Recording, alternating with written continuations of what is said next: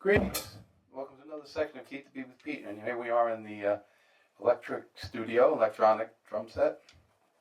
And as we discussed in the previous video, just did that Channel 1 Suite drum cover a while ago, Buddy Rich. And in the last segment, we covered that whole idea of the buzz roll and double stroke, single stroke roll that Buddy took up to a phenomenal level at the end. There's a lot of things going on in that, besides his excellent playing the chart and all those hits. I mean, that's the thing you have to just work on, playing big band charts, timing, fills, and stuff like that. But then in the solo, and in a lot of his solos, I thought today we would go over, for a short period of time, 3, 4, 5. Any type of 3-note grouping, like 3-stroke rolls, 1, 3, 1, 3, 1, 3, 1, 3, 4. So we'd have and 5.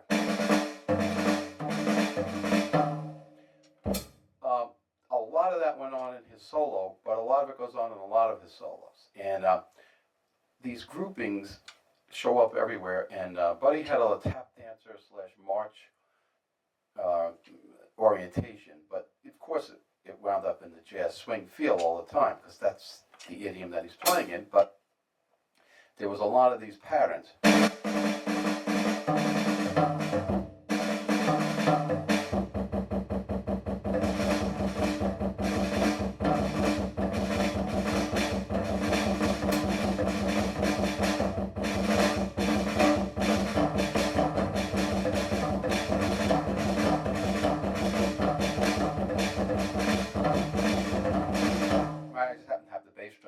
Underneath, which a lot of times he would do.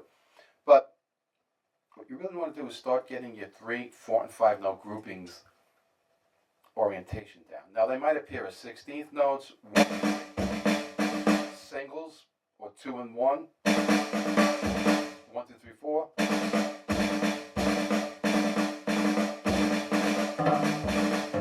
1, 2, 3, 4, 5, a lot of different ways.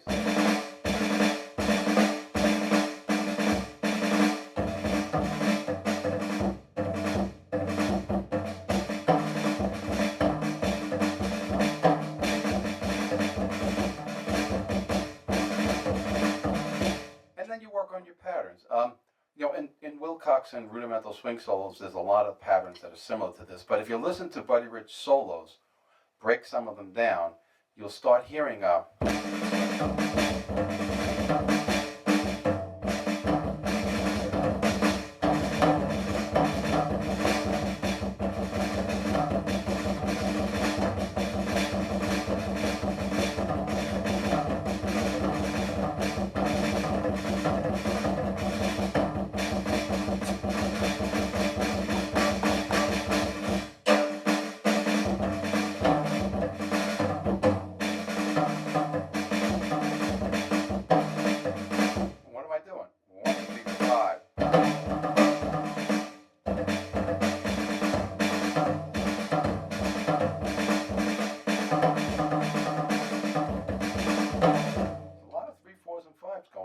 different configurations. And I didn't even talk about adding the bass drum in there. I'm just going to adjust the bass drum sound. So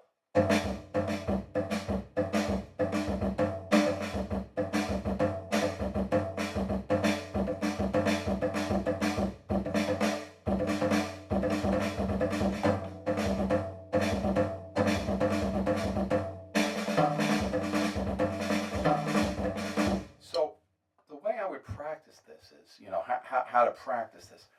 Get your 3-stroke, 4-stroke, and 5-stroke note groupings down. Get comfortable with them. Like 1, 2, 3, and 4, and left, left, right, right, right, left, left, right, right.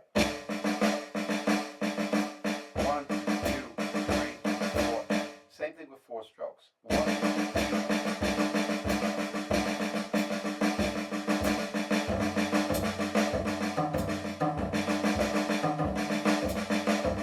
And then 5.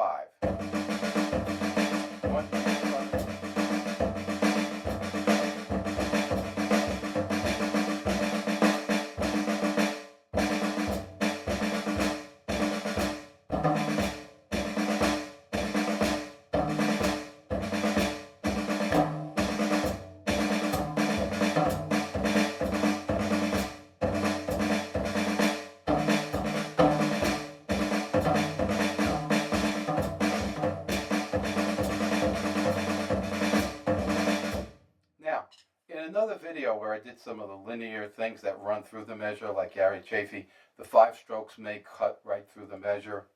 And in march rhythms or in some of the swing rhythm, it's like a 5-stroke roll.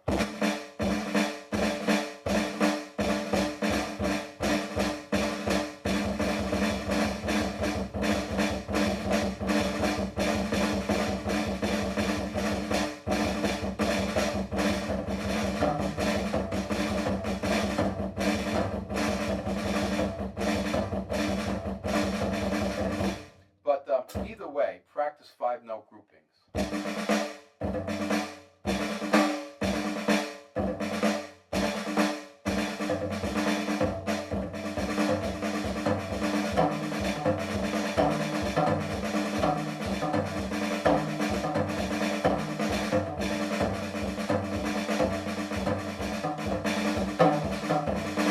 And so, when you get your 3, 4s, and 5s together, a lot of the Buddy Rich solos, which we're kind of focusing on now, fills and patterns, start to emerge.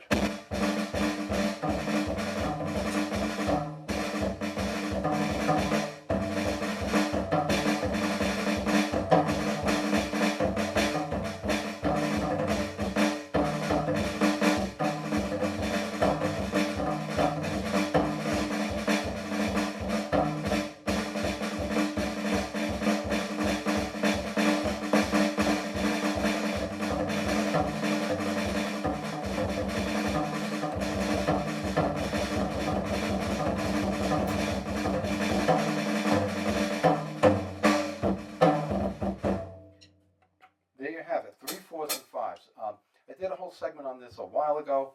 3-stroke roll, 4-stroke roll, 3-stroke rough, 4-stroke roll, 5-stroke roll.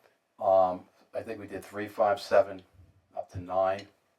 But in this case, I'm just focusing on 3, 4, and 5 because it appears so often in these patterns, and a lot of the swing drummer patterns, and even beyond that, people arrange them differently, and they don't necessarily tap dance them out. They play them in different contexts and stuff, but right? Like even there's a triplet.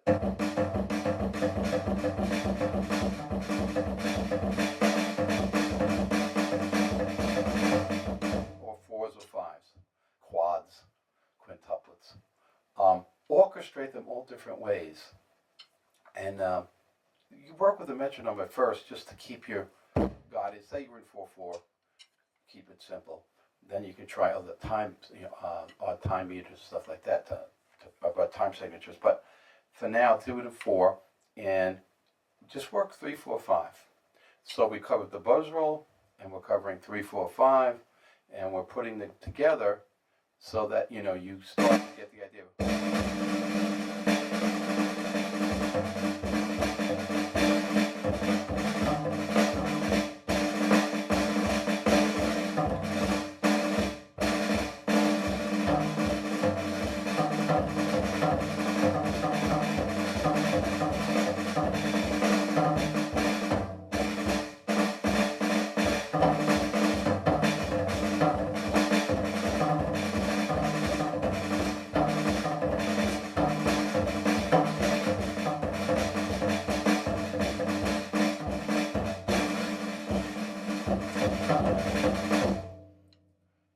Get a nice buzz roll, and you can count it out in the 8, as we talked about in the previous video, 8th, 6th, 8th notes, 8th note triplets, or 16th notes, and you combine it with this, and you're well on your way to creating a whole slew of fills, 4-bar phrases, and solos.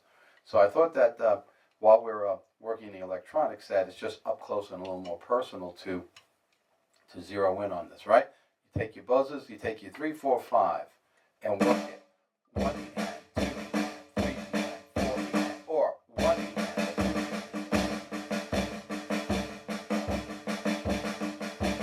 And then 5.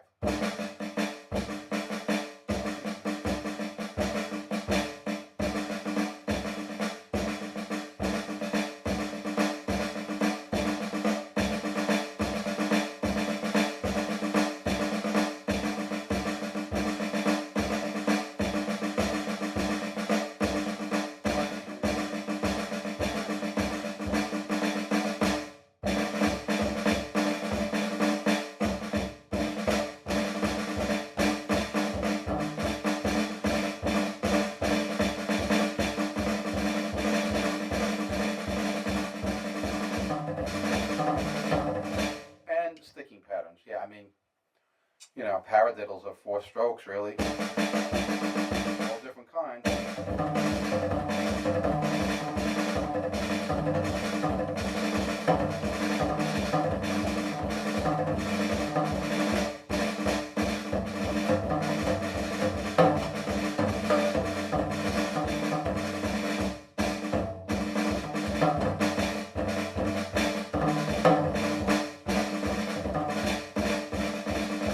And you can go on and on and on.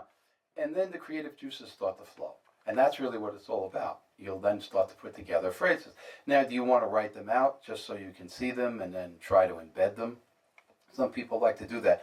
I like to train my ear more than my eye. I mean, you'll have to read music, and that's great, and read patterns, and know how to make the hits on charts and stuff like that. If you're going to be playing, in a band where they need you to quickly sit there and get these arrangements, you haven't had a chance to hear them. But I like to do a lot of ear training, which is why you could start on the snare and the bass drum, but then start orchestrating these things, even between the cymbal.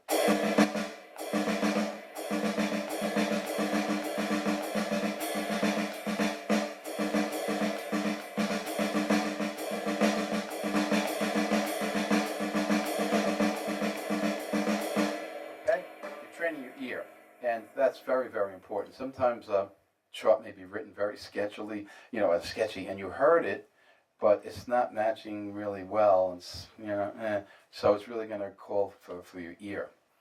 There's a lot of stories about people playing in big bands, and sometimes they couldn't get access to the charts right away, or big band leader didn't have a great, person that with all the arrangements, and so maybe they had a chart and the drummer was looking at it, but you really needed to hear and get those hits. So it's a lot of ear training, and that's what's great, to bring your creative juices out and your ability to play.